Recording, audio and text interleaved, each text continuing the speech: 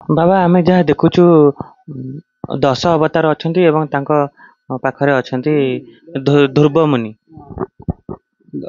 ଏ ଧ୍ରୁବଙ୍କ ପଛପଟରେ ଅଛନ୍ତି ଦଶବତ।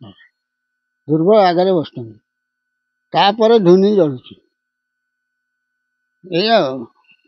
ଧୋନି ଆଗରେ ଜଳୁଛି, ତାଙ୍କ ପଛରେ ଅଛନ୍ତି ଧ୍ରୁବମୁନି ଏବଂ ଦଶ ଅବତାର ବି ଏଇଠି ସ୍ଥାନ ପାଇଛନ୍ତି। ବାବା ଦଶ ଅବତାର ଭିତରେ ମହାପ୍ରଭୁ କଳ୍କୀ ଅବତାର ବି ଅଛନ୍ତି। ବାବା କଳ୍କୀ ଅବତାର ତ ନିଶ୍ଚୟ ହେବେ। ହଁ ହେବେ, ହେଲେ କ'ଣ ସମସ୍ତଙ୍କୁ କ'ଣ ସିଏ ମାରିବେ ନା ସମସ୍ତଙ୍କୁ ମାରିବେ?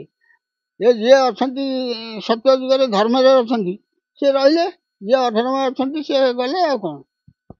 ବାବା ଆପଣ କହିବା କଥା ଯିଏ ଅଧର୍ମରେ ଅଛନ୍ତି ତାଙ୍କୁ ମହାପ୍ରଭୁ ନିଜେ ବିନାଶ କରିବେ। ହଁ କରିବେ, ସିଏ ଯଦି ନ କରିବେ ରୋଗ ବ୍ୟାଧି ହବ, ମରିବେ ଆଉ କ'ଣ। ବାବା, ଆମେ ତ ଦେଖୁଛୁ ଯୁଗେ ଏମିତି ଚିହ୍ନି ପାରିବେନି କେହି। ବାବା, ଆମେ ତ ଦେଖୁଛୁ ଯୁଗେ ଯୁଗେ ପ୍ରଭୁ ଅବତାର ନଉଛନ୍ତି ଆଉ ଅଧର୍ମୀକୁ ବିନାଶ କରିବା ପାଇଁ ପ୍ରଭୁ ନିଜେ ସଂହାର କରିବାକୁ ଆସୁଛନ୍ତି ଏ ଧରା ପୃଷ୍ଠକୁ। ତ ସେଇଭଳି ଘଟଣା ଘଟିବ। ହଁ ହବ ନାଇଁ କେମିତି ହବ? ଛୋଟ ଆକାର ବଡ଼ ଆକାର ହେଇଥାଏ, ଛୋଟ ଆକାରରେ ହବ, ନିଶ୍ଚୟ ହବ। ବାବା ଏଇ ଯୋଉ ପ୍ରଳୟ ସବୁ ଖଣ୍ଡ ପ୍ରଳୟ ଠାଏ ଠାଏ ସବୁ ପ୍ରଳୟ ହଉଛି, ଏଇ ସବୁ କଣ ତାର ତାକୁ ଆମେ କଣ କହିବା? କ'ଣ କହୁଛି ଯିଏ ଏଇ ଯୋଉ ଅଚ୍ୟୁତ କହୁଛନ୍ତି ଖଣ୍ଡ ପ୍ରଳୟ ହବ ବୋଲି, ହଉଛି। କିଛି କିଛି ଜାଗାରେ ଭୂମିକମ୍ପ ହଉଛି, କିଛି କିଛି ଜାଗାରେ ପାଣି ମାଡି ଆସୁଛି। ହଁ ହଉଛି। ଏ ସେ ପାହାଡ଼ ଦେଶରେ ଏ ଯୋଉ ପଥର ରାସ୍ତାରେ ପଥର ଖସିଗଲା, ସବୁ ବହୁତ ଲୋକ ମଲେ। ହଁ ସେ ଟିଭିରେ ଦେଖିଲା ବେଳକୁ ଅଚ୍ୟୁତ କହୁଛନ୍ତି, ସେଣେ ଦେଖିଲା ବେଳକୁ ହଉଛି ଭାଙ୍ଗିଗଲାଣି, ଲୋକ ମଲେଣି। ଏମିତି ସବୁ ଆଗକୁ ଏମିତି ଆମ ଓଡିଶାର ଦେଖୁନା ଏ ବର୍ଷ ବର୍ଷା ଛାଡ଼ିଲାଣି, ବର୍ଷା ଆଜି ପର୍ଯ୍ୟନ୍ତ ଛାଡ଼ିନି। ଏଇ 2-3 ଦିନ ହେଲା ମେଘ କେମିତି କମିଛି, ସେଣେ ଲଘୁଚାପ ପୁଣି ହେଲାଣି, ବର୍ଷା ହବ। ଆଉ କ'ଣ ଧାନ ଏ ବର୍ଷ ଆଉଛି କି ନ ଆଉଛି ତା ଠିକ୍ ନାହିଁ। ବାବା ଏମିତି ଆମ ଓଡିଶାରେ ଏମିତି କଣ ଆଗକୁ ଭୟଙ୍କର ଘଟଣା ଘଟିବାକୁ ନା ତିରସ୍ତା ଯୋଉ ଧାନ, ବହୁତ ଧାନ ନଷ୍ଟ ହେଲା ନା କ'ଣ? ବର୍ଷା ହେଇଗଲା, ଗଲା ଧାନ ବୁଡ଼ିଗଲା, ଗଜା ହେଇଗଲା, ଧାନ ଅମଳ କରିପାରିଲେନି। ଏ ବର୍ଷ କ'ଣ ହବ ତା କୋଉ ଠିକ୍ ଅଛି?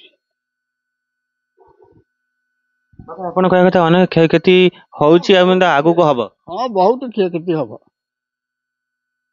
ଏ ବର୍ଷ ତ ଗଲାଣି, ଗଲା ସାଙ୍ଗକୁ ଯୋଉ ଧାନ ବୁଣା ହବ ସେ ହାଟକୁ ଆସିବ ନ ଆସିବ ତା ଠିକ୍ ନାହିଁ। ବାବା ଏମିତି କଥା ବି ଘଟିବ। ହଁ ବର୍ଷା ହବ ନାହିଁ, ମରୁଡ଼ି ହେଇଯିବ, ଧୋଇ ହେଇଯାଇପାରେ, ଗଲା ଆଉ କ'ଣ। ଗୋଟା ଗୋଟା ଦେଶରେ ଧୋଇ ହେଇକିରି କ'ଣ ସବୁ ଗଲା ତାହେଲେ। ଏମିତି ଆଗକୁ କଥା ଆସୁଛି ଯେ ଆଗକୁ ବି ପ୍ରଳୟ ହବ କି ମହାବାତ୍ୟା ହବ। ହଁ ବାତ୍ୟା ହବ, ଏଣିକି ନହେଲେ ଯୁଆଡ଼କୁ ହବ, ବାତ୍ୟା ହବ। ଆଉ ଏଇ ସମୁଦ୍ର ମାଡ଼ି ଆସିବ। ସମୁଦ୍ର ମାଡି ଆସିବ କହୁଛନ୍ତି ଆପଣ? ହଁ ନିଶ୍ଚୟ ସମୁଦ୍ର ମାଡ଼ି ଆସିବ। ମାଡ଼ି ଆସିବ ନାଇଁ, ବଉଳା କିମିର ଶୀତଳ ମାସ କେମିତି ଆସିବ? ଏଇଟା କଣ କଳିର ଶେଷରେ ଘଟିବ ନା ଆରି ଭିତରେ? କଳି ଆରି ଭିତରେ, ଏଇ କଳି ଯୁଗ ଭିତରେ ସିଏ ହବ। ଏଇ ସବୁ ଘଟଣା ଆମ ଦର୍ଶକ ବନ୍ଧୁ ଏବଂ ଯୋଉ ଭକ୍ତମାନେ ଅଛନ୍ତି ଏମାନେ ଶୁଣିଲା ବେଳକୁ ଭୟଭୀତ ହଉଛନ୍ତି, ତାଙ୍କୁ କଣ କହିବେ? ସେ ଭୟ ଭିତରେ ହଉଛନ୍ତି ମିଛରେ ନା କ'ଣ? ଭୟ ଭିତରେ ଯିଏ ହଉଛନ୍ତି ସେ ସତ୍ୟ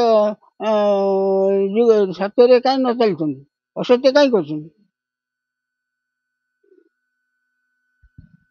ବାବା ଆପଣ କହିବା କଥା ଯେ ଯିଏ ସତ୍ୟରେ ଥିବେ, ଯିଏ ସତ୍ ଧର୍ମରେ ଥିବେ, ସିଏ କେବେ ଭୟଭୀତ କରିବେନି। କିଛି କରିବନି, ଯିଏ ଠିକ୍ ଲାଇନରେ ଥିବ ତାର କିଛି ହବନି। ସେ ଏମିତି ବସିଥିବ, ତାର କିଛି ହବନି, ତାରି କରେ ଜିନିଷ ହେଇଯିବ, ସିଏ ବସିଥିବ। ଆଉ ଯିଏ ସେମିତିଆ ଥବ, ଆଉ ସେ ତାକୁ ତ ଗୋଡ଼େଇକି ତା ଉପରକୁ ଯିବ ସେ ପ୍ରଭାବ ଆଉ। 22 ପାହାଚରେ ମୀନ ଖେଳିବା। 22 ପାହାଚରେ ନିଶ୍ଚୟ ମିଳିନ ଖେଳିବ। ମହାପୁରୁ ଛତିଆ ଯିବେ। ମହାପ୍ରଭୁ ଛତିଆ ଯିବେ। ହଁ ସେ ଏଇଟା ସେ ବା ଇଏ ଆସିବ, ଟ୍ରେନରେ ବନ୍ଧା ହେଇକି ରହିଛି, ସେ ବଡ଼ ଷ୍ଟେସନଟା ସେଇଠି ଅଛନ୍ତି, ଏ ଗାଡ଼ି ଅଛି ସେଇଠି ଅଛି। ସେ ଟ୍ରେନ ଚାବି ପଡ଼ିକି ରହିଛି, ସେଇଥିରେ ଯିବେ ଛତିଆ। ଛତିଆରେ ରହିବେ କେତେ ଦିନ, ଛତିଆରେ ରହିକି ସେଇଠୁ ଖେଳା ନେଳା କରିବେ ଆଉ କ'ଣ। ବାବା ଏଇ ସବୁ ଭୟଙ୍କର କଥା ଘଟିବ। ହଁ ନିଶ୍ଚୟ ଘଟିବ। ଏଇଠି